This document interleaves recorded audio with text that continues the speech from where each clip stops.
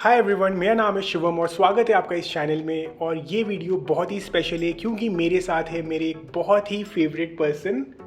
हाय दोस्तों, मेरा नाम है हिना और हम एक वीगन कपल हैं। और आज हम आपके साथ शेयर करने वाले हैं कि कैसे एक वीगन वेडिंग करी जा सकती है। इसके लिए हम आपके साथ शेयर करेंगे कुछ स्ट्रैटेजीज, कुछ टिप्स एंड ट्रिक्स और हमारे पर्सनल एक्सपीरियंसेस जो हमने अपनी वेडिंग से लिए थे, जो कि 100% वीगन वेडिंग था। और इस वीडियो को हमने 4 सेगमेंट्स में ब्रेक किया है और आपको अपने वीगन वेडिंग की प्लानिंग भी इन्हीं 4 सेगमेंट्स के बेसिस में करनी चाहिए। और उसके बाद हमने ये भी शेयर किया है कि कैसे आप अपने वीगन वेडिंग के कॉस्ट को मैनेज कर सकते हैं। और इसके बाद हमने इसमें 3 बोनस टिप्स भी रखे हैं। तो वीडियो को लास्ट तक देखिएगा, ये टिप्स मिस मत करिएगा। 3 है कि 2 बोनस टिप्स है ना? 3 ओवर एक्ट नहीं हो गई? कोई बात नहीं, ये अलग काटेंगे नहीं। तो जो सबसे पहला सेगमेंट है और जो कि काफ़ी इंपॉर्टेंट सेगमेंट होने वाला है, स्पेशली जितने भी रिलेटिव्स आएंगे उनके नज़रिए से, वो है फूड यानी कि केटरिंग। तो सबसे पहले तो हमें एक वीगन केटरर को ढूंढना है अपने शहर में। और ऑफ कोर्स अगर इतना आसान होता तो हम लोगों को ये वीडियो बनाने की ज़रूरत ही नहीं पड़ती। तो सबसे पहले आपको एक वेजिटेरियन केटरर ढूंढना होगा। अब ये केटरर के पास एक एग्जॉस्टिव लिस्ट ऑफ मेन्यू होता है जिसमें कि बहुत सारे फूड ऑप्शंस होते हैं और ये ऑप्शंस डिफरेंट कैटेगरीज में डिवाइडेड होते हैं। For example drinks, main course, desserts etcetera. अब ये हर कैटेगरी में से आपको आपके केटरर बताएंगे कि आप certain number of dishes select कर सकते हैं। For example let's say main course में टोटल ऑप्शंस 15 है और आपको उसमें से 3 या 4 ऑप्शंस चूज़ करने होंगे।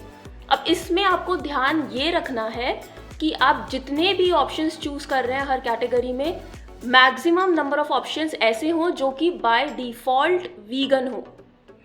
वो बहुत ज़रूरी है क्योंकि उससे आपका काम भी कम होगा और केटरर का काम भी कम होगा। ऐसे करके जब आप मैक्सिमम प्लांट बेस्ड या वीगन ऑप्शन सिलेक्ट कर लेंगे तो मोस्टली आपका 70 to 80% of the whole menu sorted रहेगा। नाउ लेट्स डिस्कस कि जो आपके 20-30% ऑफ द मेन्यू है जो बाय डिफ़ॉल्ट वीगन या प्लांट बेस्ड नहीं बन पा रहा है, फॉर एग्जांपल आइसक्रीम हो गया या फिर आपके चाय कॉफ़ी हो गए, तो उसको कैसे सॉर्ट आउट करना है। उसके लिए ज़रूरी ये है कि जो रॉ मटेरियल है वो आपको सोर्सिंग देखना पड़ेगा कि वो आपके जो केटरर है क्या वो कर सकते हैं। चांसेस आर कि वो नहीं करेंगे। हम अपने एक्सपीरियंस से बता रहे हैं, हमारी शादी ग्वालियर से थी जो कि टायर 2 सिटी है। वहाँ पे जो केटरर्स थे उन्होंने कहा कि वो ऐसे रॉ मटेरियल का इंतज़ाम नहीं कर सकते हैं, तो वो हमें खुद करना पड़ा था। तो हम आपके साथ शेयर करेंगे कि हमने उसको कैसे मैनेज किया था। सबसे पहले बात करते हैं घी की। तो घी हमने मंगाया था MK फूड से जो कि आया था अहमदाबाद से। नेक्स्ट बात करते हैं मिल्क की। हमने काफ़ी सारे ऑप्शंस देखने के बाद ये डिसाइड किया कि हमारा मिल्क आएगा बैंगलोर से, गुड मिल्क से, जो कि अब शायद 1 गुड हो चुका है। तो टोफू हमारा बायो न्यूट्रिएंट ब्रांड का था जो कि भोपाल से आया था। आइसक्रीम और बटर हमने वाइट कप से मंगवाई थी जो कि दिल्ली से आए थे। और कर्ड प्रीमिक्स प्लस मेयोनीज हमने वीगन दुकान बैंगलोर से मंगवाया था। और कोई भी क्रीम आउटसोर्सिंग का हमको ऑप्शन नहीं मिला था। तो क्रीम एक ऐसी चीज़ थी जो कि मैंने खुद अपनी वेडिंग के एक दिन पहले बनाई थी। And let me tell you, उसमें मेरे को बिल्कुल भी एक्स्ट्रा टाइम नहीं लगा था। It just takes 10 minutes. तो जो कॉस्टिंग का पॉइंट है वो हम वीडियो के एंड में डिस्कस करेंगे, लेकिन एक जो इम्पोर्टेंट पॉइंट है जो हम आपके साथ अभी शेयर करना चाहते हैं, तो वो पॉइंट है स्टोरेज का। आपको अपने केटरर्स के साथ अलाइन करना होगा कि आपका मटेरियल अलग अलग सिटीज़ से आ रहा है।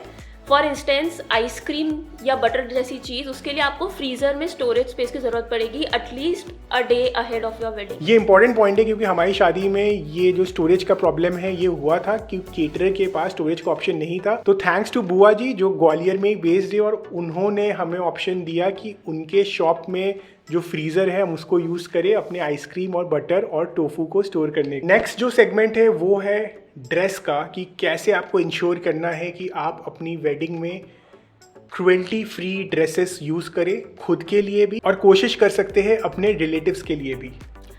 तो ड्रेसेस के केस में सबसे बड़ा इशू जो होता है वो होता है सिल्क का।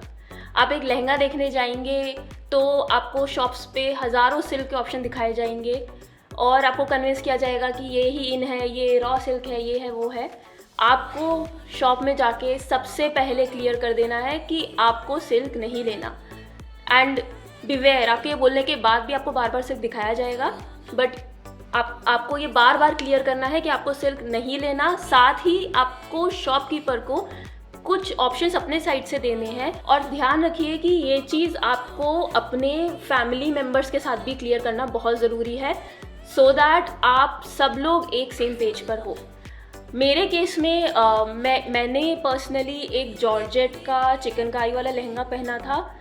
मेरी डे वेडिंग थी, मेरे को लाइट कलर चाहिए था, बहुत सुंदर लहंगा था, और अभी तक मुझे उसके लिए कॉम्प्लीमेंट्स मिलते हैं। और जहाँ तक ग्रूम्स की बात है तो ये इतना डिफिकल्ट नहीं है। अगर आप वेस्टर्न ड्रेस पहन रहे हो स्पेशली, तो सिल्क होने के चांसेस कम होते, तब भी आप शॉपकीपर्स से ये डिस्कस कर सकते। अगर आप इंडियन ड्रेस पहन रहे हैं तो वंस अगेन आपको सिल्क का ध्यान रखना पड़ेगा। नेक्स्ट जो इंपॉर्टेंट चीज़ है ग्रूम्स के लिए वो है एक्सेसरीज का, स्पेशली आपके बेल्ट्स, शूज़, ये सब आपको ध्यान रखना पड़ेगा, क्योंकि अगेन इसमें लेदर होने के चांसेस बहुत ज़्यादा है। तो इसके लिए मैंने जो भी अपने एक्सेसरीज यूज़ किए थे वेडिंग में, वो आइदर मॉन्क स्टोरी या फिर एथिक्स से ऑर्डर किए थे। दोनों ही ब्रांड्स बहुत कंफर्टेबल है and I am still using them. Next जो सेगमेंट है वो है मेकअप का, जिसके बारे में मुझे कोई आइडिया नहीं है। तो मेकअप के केस में एक तो मेकअप हो गया जो कि आपको अपने साथ लेके जाना होगा, या जो आप स्मॉल फंक्शंस में यूज़ करेंगे। वो आपका बेसिक मेकअप हो सकता है, जो कि आप अगर कुछ टाइम से ऑलरेडी वीगन है तो ऑलरेडी आप होगा। तो मेन जो इश्यू होता है वो आपके D-Day के मेकअप प्रिपरेशन पे होता है। तो इसके लिए आप सबसे पहले तो ट्राई करें कि आप एक फ्रीलांसर मेकअप आर्टिस्ट अपॉइंट करें इंस्टेड ऑफ अ सैलून, क्योंकि सैलून्स में आप अगर कुछ प्रोडक्ट्स अपने अकॉर्डिंग कस्टमाइज़ करना चाहेंगे तो वो लोग इतना पेन नहीं लेते। उनका एक सेट प्रोसेस होता है and they like to go that way. तो अगर आप एक फ्रीलांसर मेकअप आर्टिस्ट बुक करेंगे, जैसे कि मैंने किया था, आप उनके साथ मिलके अपना लुक उनको शेयर कर सकते हैं। अकॉर्डिंगली आप उनसे पूछ सकते हैं कि वो उस लुक के लिए क्या प्रोडक्ट्स यूज़ करने वाले हैं। क्यों हंस रहा है? नहीं, मैं तो ऐसे ही हंस रहा हूँ, जेन्युइन रिएक्शन। तो अगर आप एक फ्रीलांसर मेकअप आर्टिस्ट को चूज़ करते हैं तो उनके साथ आप अपने प्रोडक्ट्स कस्टमाइज़ करवा सकते हैं। आप सबसे पहले उनके साथ अपना एक्सपेक्टेड लुक शेयर करिए, और फिर उनसे एक प्रोडक्ट लिस्ट मांगिए जो आपके लुक के लिए वो यूज़ करने वाले हैं। एंड उनके साथ भी आप ये क्लियर करिए कि आपको कोई भी नॉन वीगन या एनिमल क्रूअल्टी इन्वॉल्व प्रोडक्ट नहीं यूज़ करना है। And my makeup artist was really helpful and careful about this. Next जो सेगमेंट है वो है रिचुअल्स का, और ये एक ऐसा सेगमेंट है जिसके बारे में आपको शायद ज़ीरो नॉलेज या नेगेटिव में नॉलेज होगा। आपको कुछ नहीं पता चलने वाला, क्योंकि ये पूरा ऑटो पायलट मोड में चलता है। तो इसके लिए आपको बस ये इंश्योर करना है कि किसी भी रिचुअल में हनी, घी और कर्ड यूज़ ना हो, क्योंकि यही 3 प्रोडक्ट्स है मोस्टली जो एक हिंदू वेडिंग में यूज़ होते हैं। तो इसके लिए फॉर एग्जांपल मैंने ये करा था कि मैंने अपने घर के पूरे रिचुअल समझे थे, एंड ये जो रिचुअल्स थे ये शादी की एग्जैक्ट डेट से कुछ 2 दिन 3 दिन पहले से स्टार्ट होने थे। तो आई मेड श्योर कि जो भी वीगन सामान हम मंगा रहे थे वो सब कुछ एटलीस्ट शादी के 5 दिन पहले तक आ जाए। एंड ये सामान आप स्वैप करने की रिस्पॉन्सिबिलिटी अपने किसी बहुत भरोसेमंद इंसान को दे दीजिए। मैंने अपने केस में अपनी सिस्टर और अपनी भाभी को दिया था। और मैंने तो समझने की कोशिश करी, मुझे बिल्कुल समझ में नहीं आया था कि हमारे साइड से क्या रिचुअल्स हो रहे हैं। तो मैंने अपने जीजा जी को बहुत अच्छे समझाया था कि जीजा जी जहाँ जहाँ पे आपको लगे कि ये प्रोडक्ट्स यूज़ होने हैं उसके ऑल्टरनेट्स आपको इंश्योर करने कि वही यूज़ हो। सो थैंक्स टू जीजा जी जिन्होंने इस चीज़ को पूरा मैनेज किया था। रिचुअल्स का एक बहुत इंपॉर्टेंट पार्ट गिफ्टिंग भी होता है। गिफ्ट्स जो आपको देने हैं और गिफ्ट्स जो आपको मिलने वाले हैं। हमारे केस में हमने अपने गेस्ट के साथ अपनी एक्सपेक्टेशन क्लियर नहीं करी थी, और कई लोगों ने हमें नॉन वीगन गिफ्ट्स दिए जो कि हमने रिटर्न किए। अजीब फील हुआ, बट हम वो यूज़ नहीं करने वाले थे, तो we were very open about it and we return those. अब जो गिफ्ट्स आपको देने हैं उसमें मिठाइयाँ आती हैं या कपड़े आते हैं। कपड़ों में अगेन आपको सिल्क वाला रूल फॉलो करना है, और मिठाइयों में हम लोगों ने तो मिठाई का कॉन्सेप्ट ही हटा दिया था। हम लोगों ने ड्राई फ्रूट बास्केट्स दिए थे जो कि सब लोगों को काफ़ी पसंद भी आए, और वो हेल्दी ऑप्शन भी था। हाँ, लेकिन इट्स जस्ट दैट कि हम लोग का वेडिंग स्मॉल स्केल था तो ड्राई फ्रूट ऑप्शन हम अफोर्ड कर सके।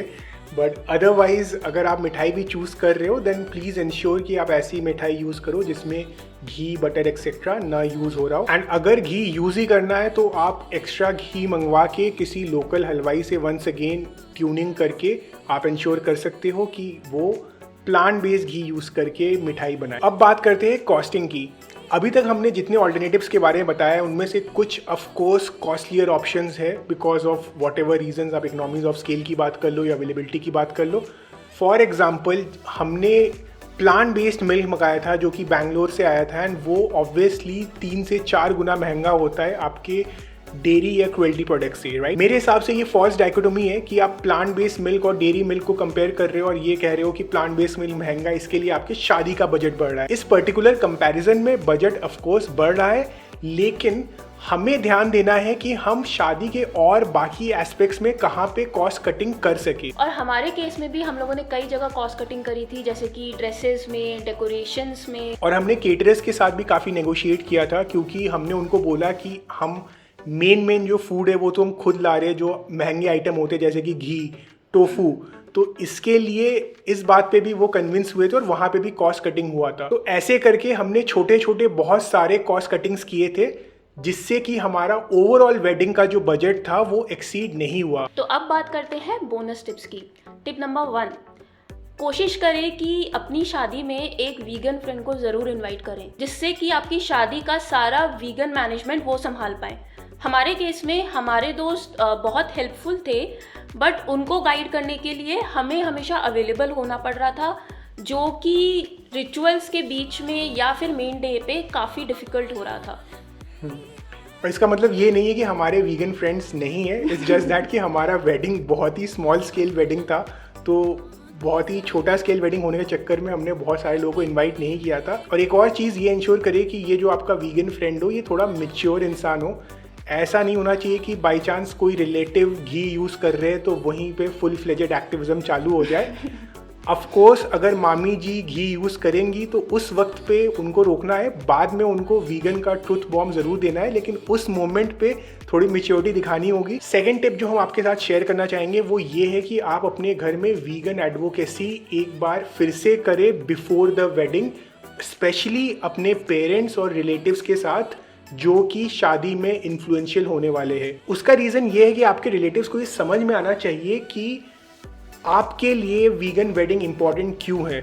अदरवाइज वो लोग समझेंगे कि ये आप कोई एक फैशन या ट्रेंड में कर रहे हो, और ऐसा अगर उनका माइंडसेट होगा तो बहुत ज़्यादा चांसेस है कि शादी वाले दिन जब आपका ध्यान न रहे तो कोई बात ऊपर नीचे हो जाए और वहाँ पे कुछ नॉन वीगन एलिमेंट्स इंट्रोड्यूस हो जाए। और जो थर्ड टिप है वो more of a mind frame है कि आप ये मान के चलिए कि कोई भी शादी होती है, वीगन को हटा भी दीजिए, कोई भी शादी होती है तो कुछ रिलेटिव्स ऐसे होंगे ही होंगे जो शादी में फॉल्ट निकालेंगे। और जब वीगन शादी होगी तो एक चीज़ जहाँ पे फॉल्ट निकालना बहुत आसान है वो है टी एंड कॉफ़ी। हम ये नहीं कह रहे कि प्लांट बेस्ड मिल्क का जो टी एंड कॉफ़ी होता है वो अच्छा नहीं होता है, बट जो भी पहली बार उसको पिएगा उसको वो डिफरेंस समझ में आता ही है। एंड ऑफ कोर्स कुछ लोग होंगे जो इसको काफ़ी ज़्यादा क्रिटिसाइज करेंगे, तो प्लीज़ उसको एक कान से सुनिएगा और दूसरे कान से निकाल दीजिएगा।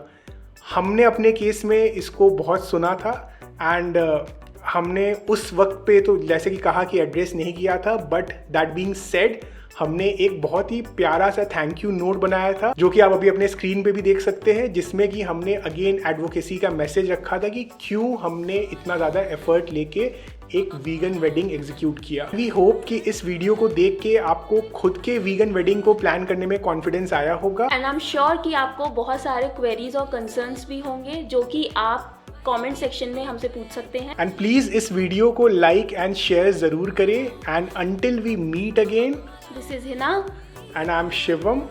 Thank you so much for watching this. नमस्ते।